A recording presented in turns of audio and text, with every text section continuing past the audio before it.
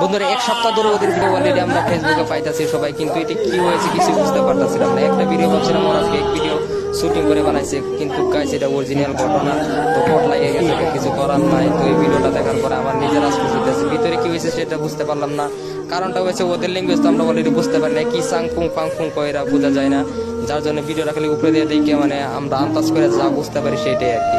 তো ভাই দেখেন কিভাবে কান্দাছে, খাওয়া চাওয়া অনেক প্রবলেম হইতেছে, কারণ দেখতে আছেন কি হয়ে গেছে। তো ওরা যদি মানে হিন্দি ল্যাঙ্গুয়েজ কইতো তাহলে কিছু বুঝতে পারতাম, এটা কিভাবে হয়েছে সম্ভব না অসম্ভব জানি না, বাট এটা অরিজিনাল সত্য ঘটনা। কমসে কম ওদের ভিডিও আমি 7-8টা ভিডিও দেখছি অন্য অন্য চ্যানেলে, কিন্তু এই ভিডিওগুলো অনেক ভাইরাল হতো, কিন্তু ওরা তো ওদের ল্যাঙ্গুয়েজটা কেউ বুঝে না বলে মানে ভিডিওটা তো ট্রেনিংয়ে যাইতেছে না। তাও মিলিয়ন মিলিয়ন ভিউজ আসতেছে, কারণ পরবর্তী ভিডিওটা তো যখন আমি ওদের অলরেডি প্রথম ভিডিওটা দেখলাম, প্রথম ভিডিও দেখার পরে আমি তো অলরেডি শুটিং ভাবি আমি মনের মধ্যে অন্য কিছু ভাবি আনিয়েছিলাম। যখন আমি 2-3টা ভিডিও দেখলাম, দেখার পরে ওর চ্যানেলে গেলাম গিয়ে আরো ভাবে ভিডিও দেখলাম, দেখার পরে যখন ওরা মানে এইভাবে চিল্লাইতেছে, চিল্লানোর পরে ভিডিওটা দেখার পরে মানে অনেক মানে আমার নিজের মনের ভিতরে খারাপ লাগতেছে।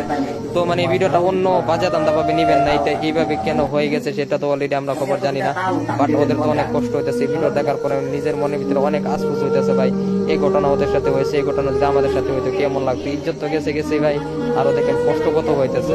তো কমসে কম আপনার 1 সপ্তাহ ধরে যদি এই ঘটনা হয়ে আছে তো বুঝতে পারছেন কত অসুবিধা হইতেছে, কত শিকার করতেছে, কারণ ব্যথা তো